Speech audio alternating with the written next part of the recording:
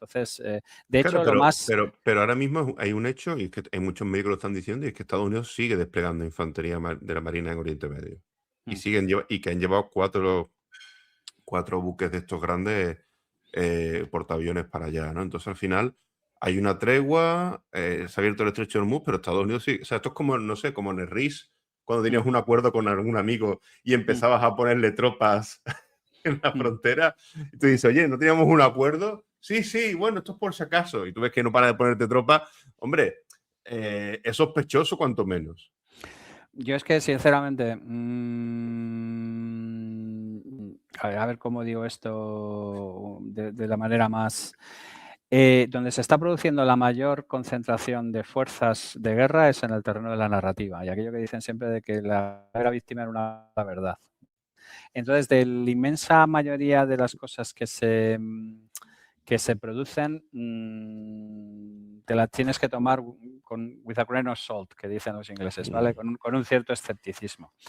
Y nada, veremos. Yo personalmente, yo estoy convencido de lo que te estoy comentando, pero yo tampoco me tengo por un analista geopolítico de primer nivel con acceso a la OTAN y todo este tipo de historias. Yo básicamente lo que intento es inferir qué es lo que puede estar ocurriendo en base a las pocas cosas que recibo que creo que pueden tener una cierta credibilidad. Y lo que sí te digo, y eso sí lo sé, es que Trump es fundamentalmente un dealer. Entonces, las cosas que hace Mm. tienen, al final busca el dinero, busca la operativa, busca otra serie de cosas. O sea, a Trump le pillarás no posiblemente porque tenga intereses de dominar el mundo, sino porque a Trump si le meten en el trullo será por uso de inside information, o porque ha filtrado a alguien alguna historia, o como dicen por ahí, que quién ha comprado y vendido en bolsa y este tipo de historias. Hombre, No es que le está veo un claro perfil, que cada vez que va a poner un tuit siempre hay operaciones justo en ese momento, claro. muy grandes, muy extrañas, y bueno, gente de su entorno gana mucho dinero en bolsa. Luego hay gente de su entorno que con información privilegiada lo ha hecho mal porque son inútiles, pero Sí, eh, que hasta sí para está saber, viendo. hasta para usar Sí. información privilegiada tienes que tener un mínimo de actividad cognitiva.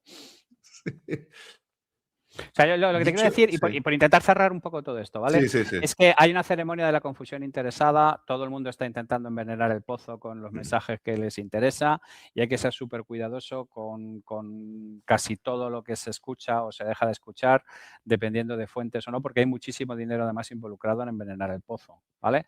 Entonces, ¿qué es lo que ocurre? Que hay intereses que hay que analizar detrás de cada fuente de información, detrás de cada manifestación, quién hay detrás, quién puede estar detrás, quién tiene interés en estar allí, quién está allí y, digamos, con un conocimiento de la materia correcto. Y de esa inmensa mayoría de gente que yo conozco que tiene conocimiento sobre el tema, están normalmente callados como putas.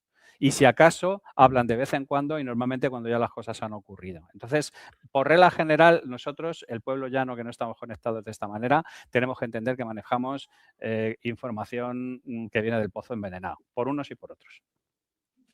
Lo que pasa es que hay una cosa que has comentado lo del pozo, y mucho se habla ahora, ¿no? De que las guerras actuales tienen mucha prensa, ¿no? Y que la prensa de guerra nunca ha tenido más fuerza que ahora.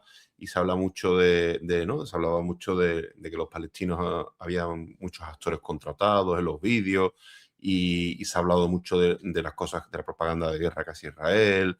También se ha hablado de Ucrania. Los medios rusos que estaban por toda Europa, Rusia Today y demás, se salieron todos corriendo porque decían que era medio.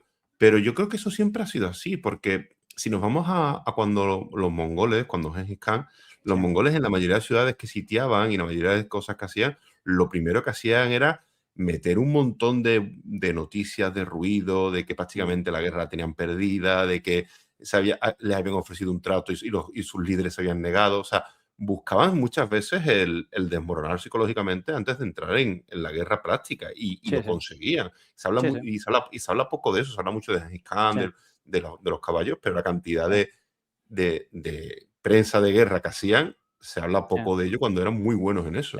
Claro, ¿cuál es el tema? Ahí ocurren Mm, dos cosas. mm, Uno, que es cierto que está ocurriendo en cierta medida toda la historia, y mm, aquello que decían en Juego de Tronos, ¿no? De que el poder es mm. una sombra en la pared. O sea, quiero decir, el Sí, poder está donde la gente piensa que está. Si tú eres capaz de moverte, digamos, de alguna manera, e inducir a una ya has hecho la mitad de la fiesta. Pero hay otro tema que es que Antes, de alguna manera, los medios de comunicación estaban hasta cierto punto controlados. O sea, tú en los Sí. 80, si tenías una noticia que no quisieras que saliera, con que levantaras el teléfono y hablaras con 4 o 5 personas, esas fotos se quedaban en el cajón, ese tema no salía y cosas por el estilo.